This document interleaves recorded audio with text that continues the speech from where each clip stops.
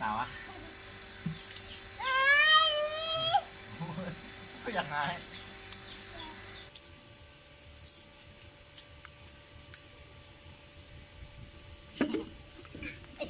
อย่าไปก่อนเลยกันจริงถ้ามีกล้องแบบติดได้ไปติดก่อนเพื่อเกาะตรงไหนเนาะ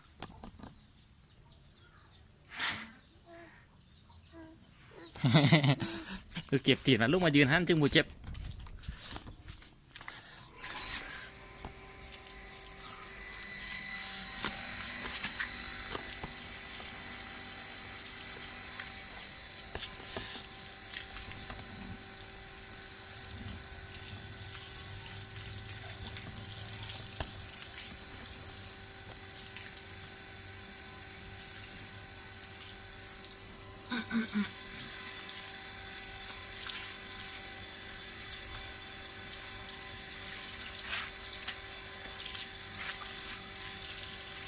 แกเสื้อก่อนแม่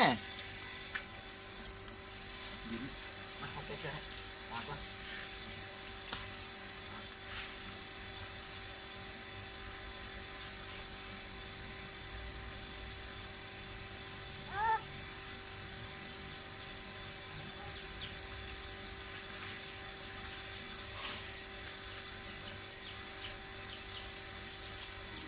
เอาเลยเอาเลย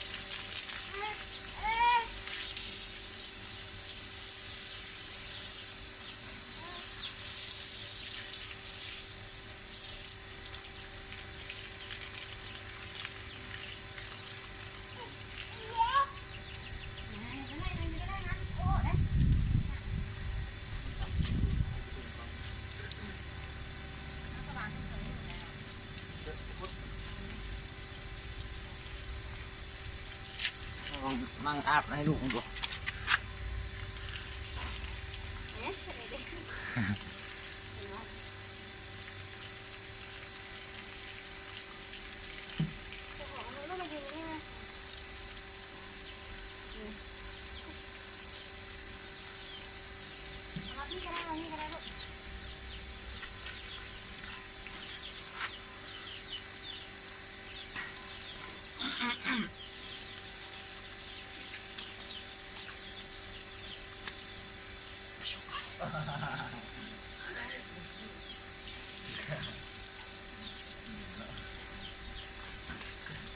เสีย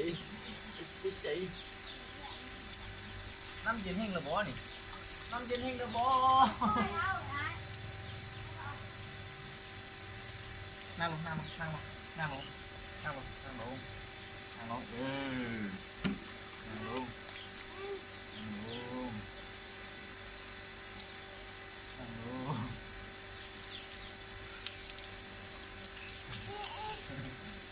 สาวะก็อยากหายไม่อยากหายพ่อ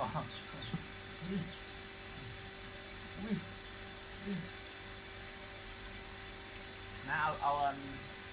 ตัวนะพ่ออันนี้พอใส่ให้นะ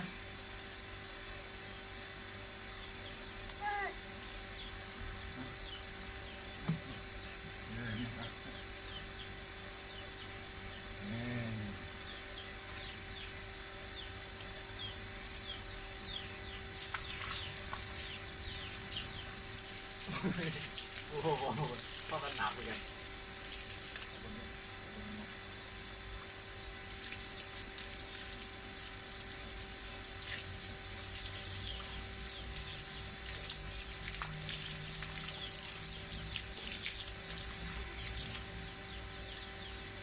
เอาลูกจะอาบน้ำโบหหัวจะอาบแม่นอาบน้ำมา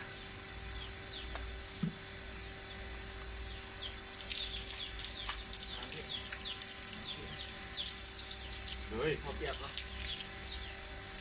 ทำไมพอถึงอาบเลยเหนือพอถึงอาบเลยไม่เคยทำอาบเลย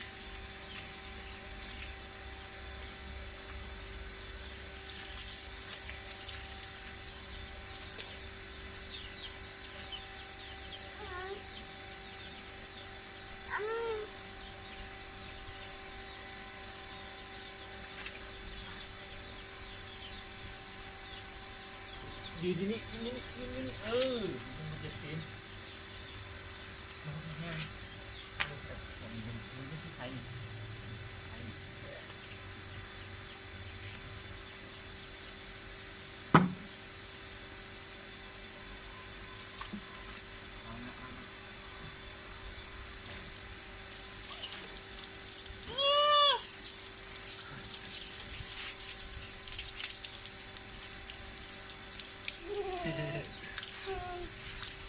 โอ้ลืมแพ้เส้นตัวลูกเด้อ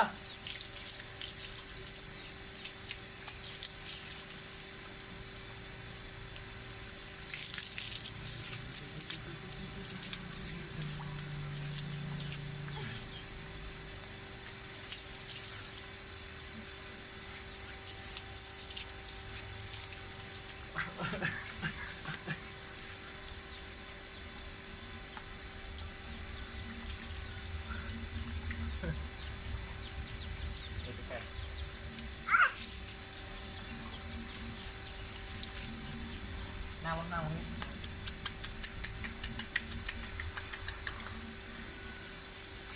แกโชกวันนี้น่ะ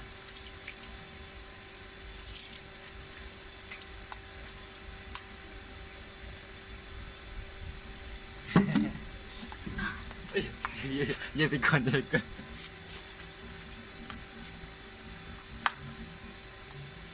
เอาข้อเย็บปวดตัวเนี่ย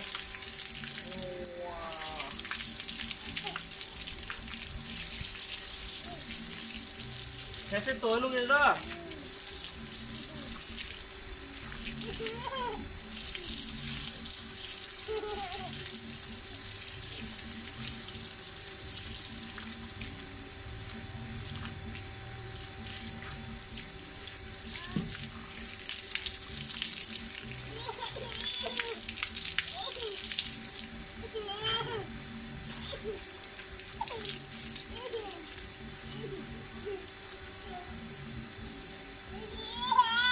หนาวแล้วเอาไว้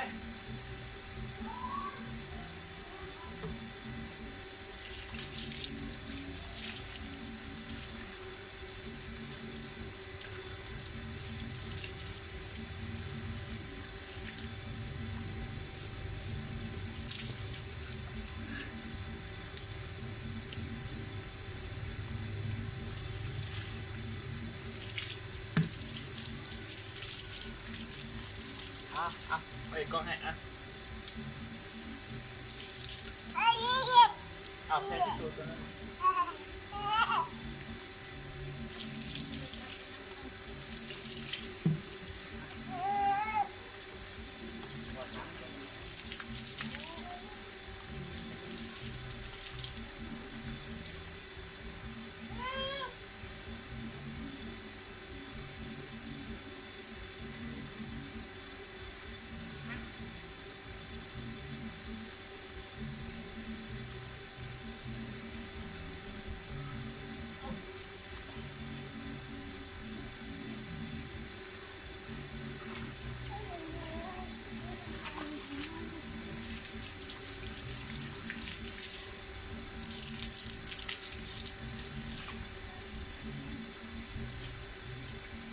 มีเส้นหัวแห้งๆงั้นอากาศเย็นยังเป็นรัด